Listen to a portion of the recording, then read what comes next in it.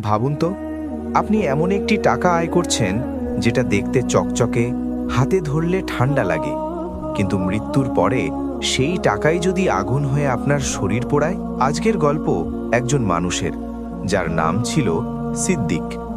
মানুষ তাকে ধনী বলতো, সফল বলতো, কিন্তু সে জানতো না প্রতিটি সুদের টাকার সাথে সে নিজের জন্য জাহান্নামের আগুন জমাচ্ছে। বাংলার এক ছোট গ্রামে বাস করত সিদ্দিক। ছোটবেলায় সে খুব গরিব ছিল। তার বাবা ছিলেন একজন কৃষক। দিনভর মাঠে কাজ করেও সংসারে ঠিকমতো খাবার জুটত না। এই দারিদ্র্য সিদ্দিকের মনে একটা শক্ত ইচ্ছা তৈরি করেছিল। সে মনে মনে বলতো, আমি বড় হয়ে অনেক টাকা বানাবো, আমি আর কখনো গরিব থাকব না। বছর কেটে গেল, সিদ্দিক বড় হলো। কাজের খোঁজে সে শহরে গেল।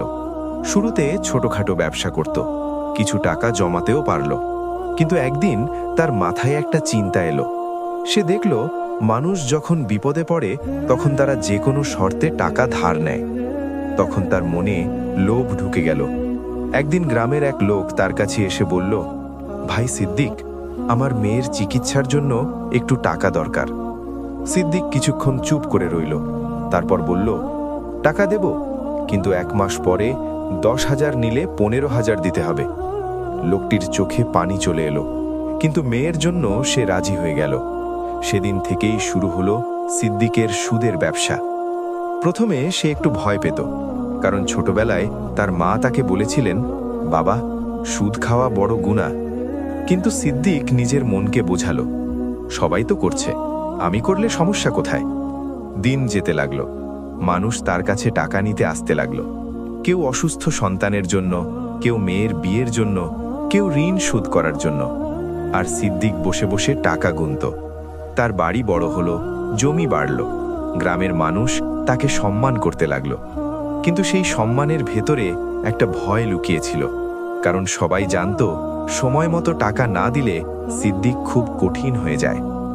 একদিন গ্রামের এক বৃদ্ধ মানুষ এসে কাঁপা গলায় বললেন, বাবা সিদ্দিক, একটু সময় দে।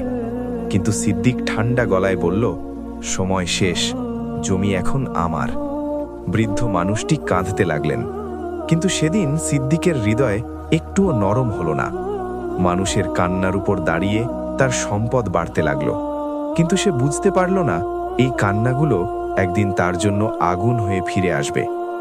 এক রাতে সিদ্দিক অদ্ভুত এক স্বপ্ন দেখল।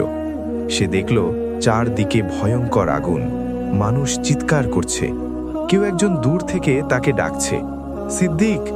সে ভয় পেয়ে ঘুম থেকে উঠে গেল, কিন্তু সে তখনও বুঝতে পারল না এটা ছিল একটি সতর্ক বার্তা। আর সেদিন থেকেই শুরু হলো তার জীবনের অদ্ভুত পরিবর্তন।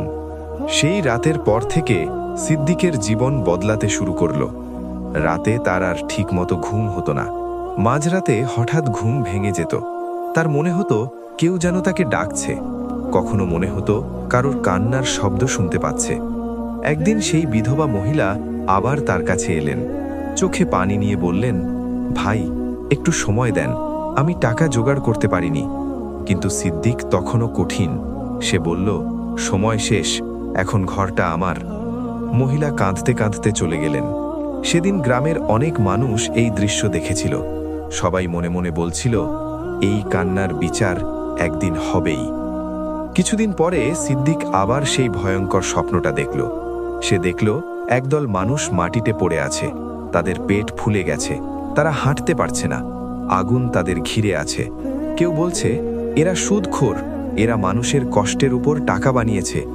হঠাৎ সিদ্দিক দেখল সে নিজেও সেই মানুষের মাঝে পড়ে আছে। তার শরীর কাঁপতে লাগলো। সে চিৎকার করে উঠল, আমাকে বাঁচাও। ঠিক তখনই তার ঘুম ভেঙে গেল। সে অনেকক্ষণ বসে রইল, তার বুক ধড়ফড় করছিল, কিন্তু লোভ তখনও তাকে ছাড়েনি। একদিন মসজিদের ইমাম খুতবায় বললেন, সুদ এমন একটি গুনাহ যার শাস্তি খুব ভয়ঙ্কর। সিদ্দিক সেই কথা শুনেও নিজেকে বদলাতে পারল না। আর সেদিনই তার জীবনের শেষ অধ্যায় শুরু হলো। কিছুদিন পরে এক সকালে হঠাৎ সিদ্দিকের বুকের ভেতর তীব্র ব্যথা শুরু হলো। সে শ্বাস নিতে পারছিল না। সে চিৎকার করে তার মাকে ডাকল, মা, আমার খুব ভয় লাগছে। তার মা ছেলের মাথা কোলে নিলেন, চোখে পানি নিয়ে বললেন, বাবা, আল্লাহকে ডাক। সিদ্দিক তখন কাঁপা কণ্ঠে বলতে লাগল, হে আল্লাহ, আমাকে মাফ করে দাও। কিন্তু কিছুক্ষণ পরে তার শরীর নিস্তব্ধ হয়ে গেল। গ্রামের মানুষ তাকে কবর দিল। বড় বাড়ি, টাকা, জমি সব রয়ে গেল দুনিয়ায়, কিন্তু সিদ্দিক চলে গেল একা। কবরের অন্ধকারে সে যেন অনুভব করল সে আবার জেগে উঠেছে। চারদিকে গভীর অন্ধকার। হঠাৎ দুইজন ফেরেশতা সামনে এসে দাঁড়ালেন। তাদের কণ্ঠ খুব কঠিন, আর ঠিক তখনই তার সামনে আগুনের দরজা খুলে গেল। সে দূর থেকে মানুষের কান্না শুনতে পেল। কেউ চিৎকার করছে, আমাদের ফিরিয়ে দাও, আমরা আর পাপ করব না। কিন্তু তখন আর ফিরে যাওয়ার সময় নেই। সেদিন সিদ্দিক বুঝতে পারল, যে টাকার জন্য সে মানুষের কান্না কিনেছিল, সেই টাকা তাকে আজ আগুনের সামনে দাঁড় করিয়ে দিয়েছে।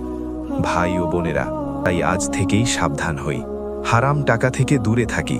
কারণ দুনিয়ার সামান্য লাভের জন্য জাহান্নামের আগুন কেনা কখনোই বুদ্ধিমানের কাজ নয়। আল্লাহ আমাদের সবাইকে হেদায়েত দান করুন। আমিন।